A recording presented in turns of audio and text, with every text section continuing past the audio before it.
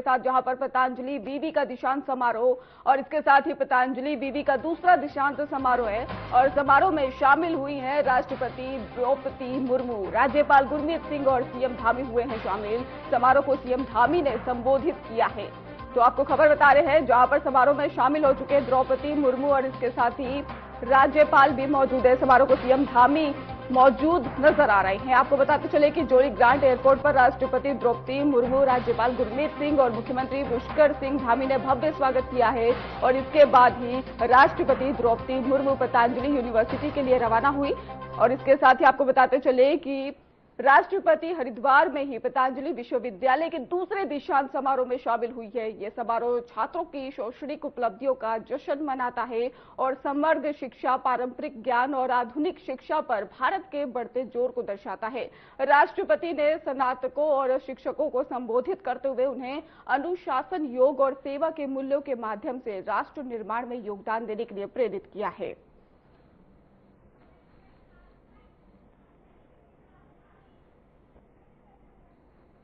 तो पतंजलि बीवी का उपाधि पाने वाले विद्यार्थियों में 64% संख्या बेटियों की है। पदक प्राप्त करने वाले बेटियों की संख्या छात्रों की तुलना में 4 गुना है। यहाँ शिक्षा प्राप्त कर रहे कुल विद्यार्थियों में बेटियों की संख्या 62% मुझे बताया गया है। ये केवल संख्या नहीं है, ये महिलाओं के नेतृत्व में आगे बढ़ने वाले विकसित भारत का अग्रिम स्वरूप है। साथ ही ये भारतीय संस्कृति की उस महान परंपरा का विस्तार है जिसमें गार्गी, मैत्रेयी, ओपाला और लोपामुद्रा जैसी विदुषी महिलाएं समाज को बौद्धिक और आध्यात्मिक नेतृत्व प्रदान करती थी। मेरे लिए आज ये अत्यंत हर्ष का विषय है कि मुझे आज इस दीक्षांत समारोह में गौरवपूर्ण अवसर पर आदरणीय महामहिम राष्ट्रपति महोदय जी की प्रेरणादायी उपस्थिति में आपके बीच में उपस्थित होने का शुभ अवसर प्राप्त हो रहा है। आदरणीय राष्ट्रपति जी का संघर्षशील जीवन, सरल स्वभाव एवं विनम्र आचरण हम सभी के लिए प्रेरणा का अनुपम स्रोत है। आपके सदैव अंतिम व्यक्ति में खड़े व्यक्ति के कल्याण को प्राथमिकता देते हुए समाज के वंचित, शोषित एवं पिछड़े वर्गों के सशक्तिकरण हेतु अपने जीवन को समर्पित किया है। आदरणीय राष्ट्रपति जी ने अभी हाल ही में आप सबने देखा होगा, जब आपने लड़ाकू विमान राफेल में उड़ान भरी तो पूरे देश ने आपके अदम्य साहस, राष्ट्र शक्ति, दृढ़ संकल्प का प्रेरक उदाहरण समूचे देशवासियों के लिए बना। आपके व्यक्तित्व में मातृत्व की ममता, जैसा पूज्य स्वामी जी ने अभी कहा, सेवा का संकल्प और राष्ट्र के प्रति अटूट समर्पण का अद्भुत संगम निहित है। और ये हम सब उत्तराखंड वासियों का सौभाग्य है कि उत्तराखंड राज्य स्थापना के 25 वर्ष पूरे होने के ऐतिहासिक अवसर पर हमें आदरणीय राष्ट्रपति जी का सानिध्य और मार्गदर्शन प्राप्त हो रहा है। इसके लिए मैं आदरणीय राष्ट्रपति जी का अपनी और समस्त उत्तराखंड वासियों की ओर से कोटि कोटि आभार व्यक्त करता हूं। प्रिय विद्यार्थियों, ये दीक्षांत समारोह आपके जीवन का एक महत्वपूर्ण पड़ाव है। ये केवल एक डिग्री प्राप्त करने का अवसर मात्र नहीं है, बल्कि आपके कठिन परिश्रम और समर्पण का प्रमाण है। आप आज से एक नई यात्रा पर निकल रहे हैं। जैसा पूज्य स्वामी जी ने कहा, मैं उसको दोहरा रहा हूं कि आज से एक नया अध्याय आपके जीवन का प्रारंभ हो रहा है, जहां आपकी शिक्षा और संस्कार एक शक्तिशाली और विकसित भारतवर्ष के निर्माण में महत्वपूर्ण योगदान देंगे मैं आशा करता हूं आप अपने ज्ञान कौशल का उपयोग न केवल अपने बेहतर भविष्य बनाएंगे, बल्कि अपने परिवार की सुख समृद्धि और समाज के कल्याण में भी आप महत्वपूर्ण भूमिका निभाएंगे। भाइयों बहनों, आज योग ऋषि पूज्य स्वामी रामदेव जी के मार्गदर्शन में पतंजलि विश्वविद्यालय आधुनिक शिक्षा को भारतीय संस्कारों और परंपराओं से जोड़ने का अतुलनीय कार्य कर रहा है। उसकी जितनी प्रशंसा की जाए उतनी कम है। यहाँ विज्ञान और अध्यात्म का अद्वितीय संगम देखने को मिलता है, जहाँ विद्यार्थी केवल ज्ञान ही नहीं बल्कि भारतीय जीवन मूल्यों की शिक्षा भी प्राप्त करते हैं। पतंजलि विश्वविद्यालय वास्तव में भारत की प्राचीन गुरुकुल परंपरा की पुनर्स्थापना का जीवंत उदाहरण बन रहा है। इसी विश्वविद्यालय ने आधुनिक विज्ञान, भारतीय ज्ञान परंपरा के समन्वय से एक ऐसी शिक्षा पद्धति विकसित। उत्तराखंड दौरे पर राष्ट्रपति द्रौपदी मुर्मू है। रजत जयंती समारोह में होंगी शामिल, ये खबर सामने आ रही है, और 2 दिवसीय विशेष सत्र में होंगी शामिल। उत्तराखंड दौरे पर राष्ट्रपति हैं और इसके साथ ही आपको बता दें रजत जयंती समारोह में शामिल होंगी। 2 दिवसीय विशेष सत्र में होंगी शामिल। 3 नवंबर को नैनीताल राजभवन स्थापना और कार्यक्रम में राष्ट्रपति करेंगी 125 साल पूरे होने के मौके पर कार्यक्रम। 4 नवंबर को कैची धाम आश्रम का दौरा और इसके साथ ही नीम करोली बाबा के आश्रम जाएंगी राष्ट्रपति द्रौपदी मुर्मू। उत्तराखंड राष्ट्रपति द्रौपदी मुर्मू आज से अपने 3 दिवसीय उत्तराखंड दौरे पर हैं और इस दौरान वे कई महत्वपूर्ण कार्यक्रमों में शिरकत करेंगी। राष्ट्रपति द्रौपदी मुर्मू 3 नवंबर को उत्तराखंड विधानसभा के रजत जयंती समारोह में शामिल होंगी। विधानसभा के विशेष सत्र को संबोधित करेंगी। बता दें आपको कि उत्तराखंड राज्य की स्थापना के 25 वर्ष पूरे होने के मौके पर आयोजित कार्यक्रम में भाग लेंगी। और वहीं आपको बताते चले कि वहीं दौरे के दूसरे दिन ही 4 नवंबर को राष्ट्रपति मुर्मू कैची धाम आश्रम जाएंगी, जहां वे नीम करोली बाबा के दर्शन करेंगी। इसके बाद वे कुमाऊं विश्वविद्यालय के दीक्षांत समारोह में मौजूद रहेंगी और इसके साथ ही आपको बताते चले रजत जयंती समारोह में शामिल होंगी, बतौर मुख्य अतिथि शामिल होंगी और विद्यार्थियों को उपलब्धि प्रदान करेंगी। राष्ट्रपति का ये दौरा उत्तराखंड के लिए ऐतिहासिक और महत्वपूर्ण माना जा रहा है।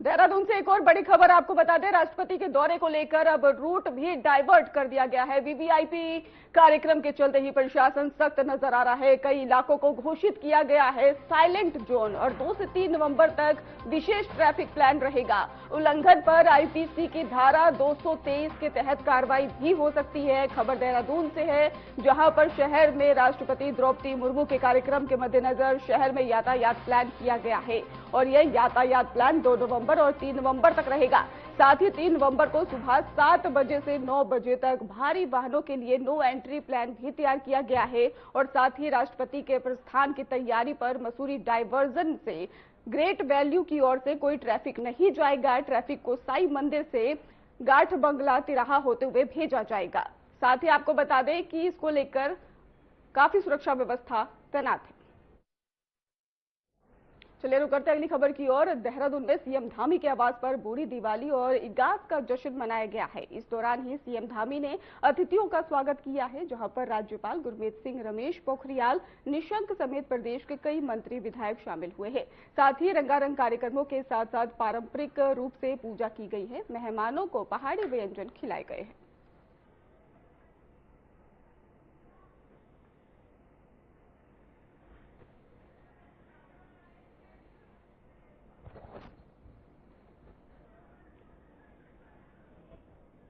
देहरादून से एक और बड़ी खबर सामने आ रही है, जहां पर सीएम धामी से कलाकारों ने मुलाकात की है। आपको बता दें कि इगास और पर्व के अवसर पर सीएम से मुलाकात की गई है। कलाकारों को स्मृति चिन्ह देकर सम्मानित भी किया गया है।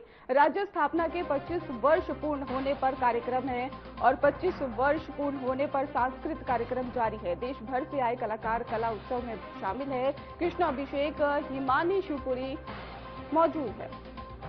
उत्तराखंड के पारंपरिक लोक पर्व इगास के अवसर पर देश भर से देहरादून पहुंचे कलाकारों ने मुख्यमंत्री पुष्कर सिंह धामी भी वहां पर मौजूद हैं। इसके साथ ही आपको बता दें कि धामी की शिष्टाचार भेंट की है और राज्य के 25 वर्ष पूर्ण होने के उपलक्ष्य में आयोजित विशेष सांस्कृतिक कार्यक्रमों की श्रृंखला में कला उत्सव का आयोजन किया जा रहा है।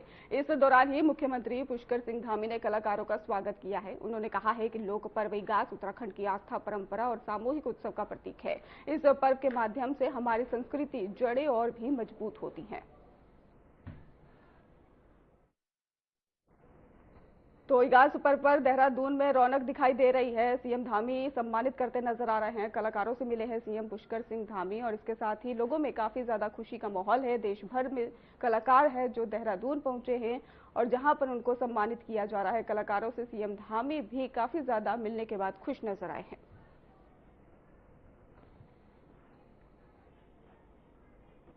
तो इगास पर्व पर देहरादून में रौनक देखने को मिल रही है। देहरादून से आपको खबर बता रहे हैं, जहां पर तस्वीरों में आप देख सकते हैं किस तरीके से सीएम धामी मुस्कुराते नजर आ रहे हैं।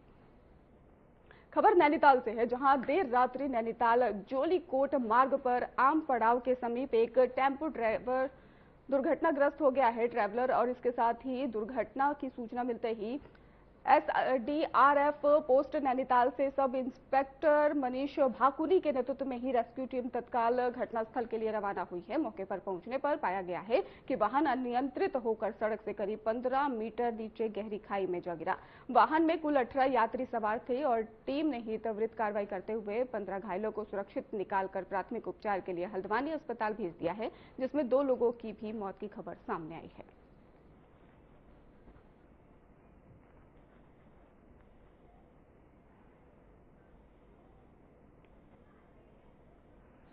रुड़की में इस बार 2 दिवसीय बाबा श्री खाटू श्याम जन्म उत्सव और वार्षिक महोत्सव की रौनक कुछ अलग ही नजर आई है। शहर के नेहरू स्टेडियम में ही 3 और 4 नवंबर को 33वां 2 दिवसीय श्री खाटू श्याम जन्म उत्सव और वार्षिक महोत्सव जो है वह धूमधाम से मनाया गया। आपको बता दें कि खास बात यह है कि रुड़की में पहली बार श्री श्याम मित्र मंडल समिति श्याम प्रेमियों के द्वारा 11 निर्धन कन्याओं का सामूहिक विवाह भी आयोजन किया जाएगा। और ये भी जानकारी सामने आ रही है, श्री श्याम मित्र मंडल समिति की ओर से आयोजित इस भव्य कार्यक्रम में काफी ज्यादा शोर शराबा भी देखने को मिलेगा।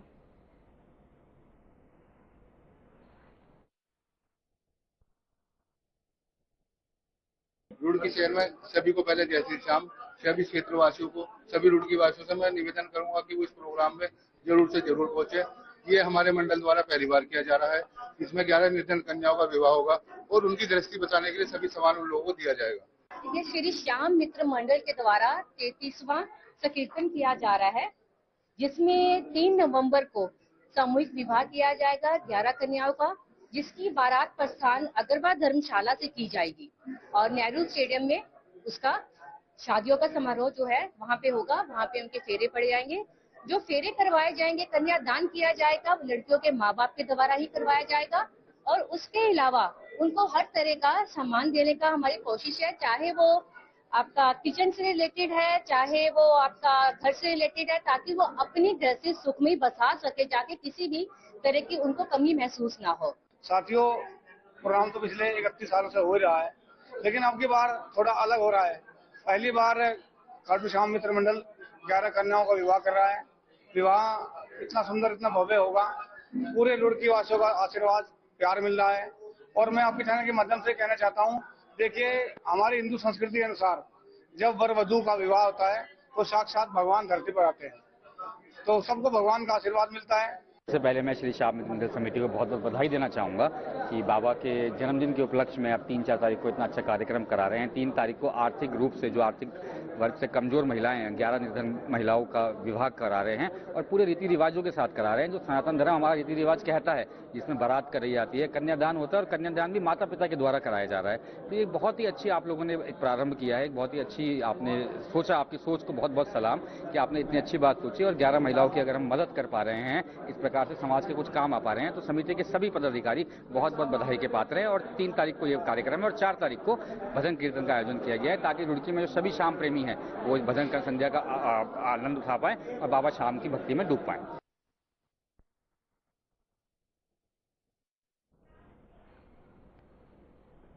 खबर हरिद्वार से है, जहां पहुंचे बॉलीवुड फिल्म निर्माता अनुभव सिन्हा ने मां गंगा की पूजा अर्चना की है और हर की पौड़ी में स्नान किया है।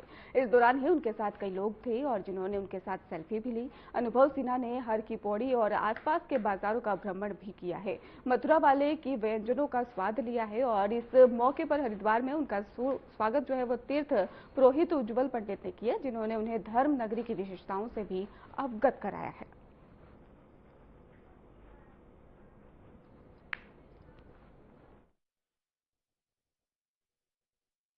जो मैं पता नहीं कितने सालों से, मैं 50 साल बाद पहुंचा हूँ यहाँ। जब मैं 8-9 साल का था तब आया था पहली बार। 50 साल बाद पहुंचा हूँ। ये सब संयोग था, इसमें मेरा उद्देश्य कुछ नहीं हो सकता। ये सब ये मेरी पब्लिक लाइफ का हिस्सा नहीं है, ये मेरे व्यक्तिगत जीवन का हिस्सा है और उसका अपना एक शौक है। मुझे मालूम है मेरी माँ को अच्छा लगा ऊपर कहीं।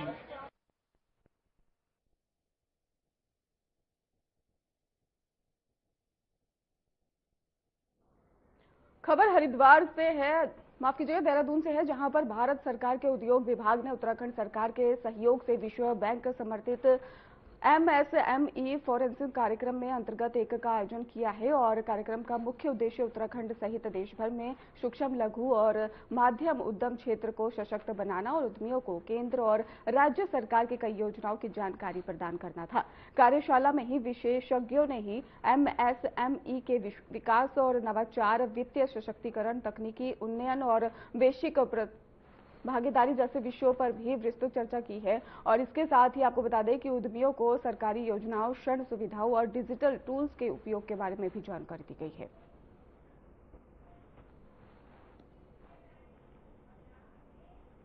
देहरादून से आपको एक और खबर बता दें, जहां पर प्रधान आचार्य पद के लिए होने वाली भर्ती जो है वो रद्द हो गई है। 8 फरवरी 2026 के होने वाली भर्ती परीक्षा अब रद्द हो गई है। राज्य लोक सेवा आयोग ने भर्ती को लेकर रद्द किया है। राज्य लोक सेवा आयोग ने भर्ती को रद्द कर दिया है। राज्य लोक सेवा आयोग ने राजकीय इंटर कॉलेज, राजकीय बालिका इंटर कॉलेज में प्रधानाचार्य और प्रधानाचार्य पद पर विभागीय भर्ती प्रक्रिया को रद्द कर दिया है। इस संबंध में ही राज्य लोक सेवा आयोग के शिक्षा सचिव को पत्र भेजा है। शिक्षा को लेकर एक बड़ी खबर सामने आई है। चलिए रुक करते अगली खबर की ओर। उत्तराखंड के मुख्य सचिव आनंद वर्धन की अध्यक्षता में सचिवालय में कुंभ मेला 2027 से संबंधित प्रस्तावित कार्य को लेकर उच्च अधिकार प्राप्त समिति की बैठक आयोजित की गई है। बैठक में कई विभागों के प्रस्तावों को प्रस्तुति प्रदान की गई है। मुख्य सचिव ने कुंभ मेला 2027 की तैयारियों को प्रगति रिपोर्ट की विस्तृत समीक्षा की है। उन्होंने निर्देश दिए हैं कि फेज 1 में ही आवश्यक कार्यों को प्राथमिकता के आधार पर लिया जाए ताकि समयबद्ध रूप से विकास कार्य पूरे किए जा सके।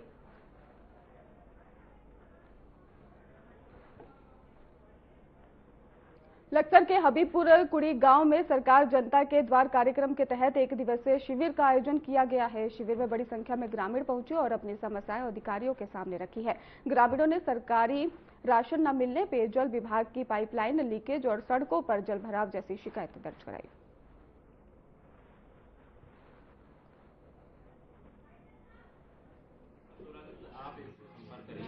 या फिर अपने जो आपके यहाँ CSC है वहाँ से भी अप्लाई हो जाता है, ठीक है ना। तो ये आप लगाइए क्योंकि जो सरकार की योजनाएं हैं वो आप लोगों के लिए उसका लाभ उठाना चाहिए आप लोगों को। तो समाज कल्याण से किसी को कोई शिकायत नहीं है,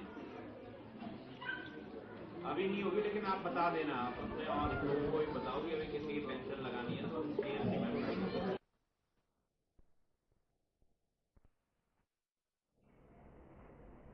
हरिद्वार पुलिस की नशा तस्करों के खिलाफ कार्रवाई लगातार जारी है। कोतवाली गंगनहर पुलिस ने एक अभियुक्त को 6.8 ग्राम स्मैक के साथ गिरफ्तार किया है। जानकारी के अनुसार शांति व्यवस्था और अपराध रोकथाम के लिए निकली पुलिस ने ही टीम जो है वो मुखबिर की सूचना को लेकर यहां पर एक व्यक्ति स्मैक लेकर घूम रहा था, जिसके बाद पुलिस ने ये कार्रवाई की। इस पर पुलिस टीम ने सुनहरा से ही माधोपुर जाने वाले गिरोह का भंडाफोड़ कर दिया।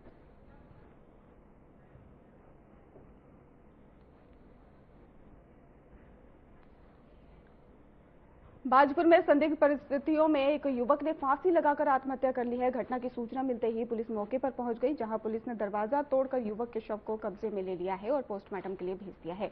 वहीं मृतक युवक के परिजनों ने हत्या का आरोप लगाते हुए पुलिस से गुहार लगाई है।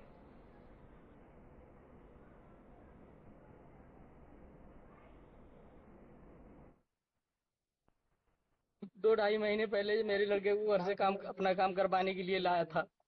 तो उसके बाद मैं भी अभी दीपावली को गया था, तो ये एक लड़का और उसको घर से लाया था बुला के जी अपने काम करवाने के लिए। उस लड़के का नाम कैब था और जो मालिक था उसका नाम शकील है और उसका भाई जो अकील खड़ा हुआ था। अभी इनने मारा है मेरे लड़के को। दोराहा चौकी पे एक सूचना आई थी 1 बजे के करीब कि दोराहा जो ग्राम महेशपुरा क्षेत्र में आता है, वहाँ पे एक यूपी का लड़का है, सागर बाबू नाम है, जिनका 19 वर्षीय है, हिंदू जाति से हैं, तो उन्होंने फांसी लगा के आत्महत्या कर ली है। तो इस सूचना पे तत्काल हमारे दोराहा चौकी से दरोगा जी वहाँ मौके पे पहुंचे, जिनके द्वारा देखा जा करके, तो वाकई में जो है वो दरवाजा अंदर से बंद था। उन्होंने वीडियोग्राफी फोटोग्राफी करके लॉक को तोड़ करके अंदर प्रवेश किया, तो जो सागर बाबू था उसकी डेड बॉडी जो है लटकी हुई मिली, जिनको उतार के उनके द्वारा उनका पंचायतनामा भर के और बॉडी को पोस्टमार्टम के लिए भेजा गया है। तो इस संबंध में जो भी पीएम रिपोर्ट होगी उसके उपरांत ही जो वैधानिक कार्रवाई होगी वो हमारी अमल में लाई जाएगी।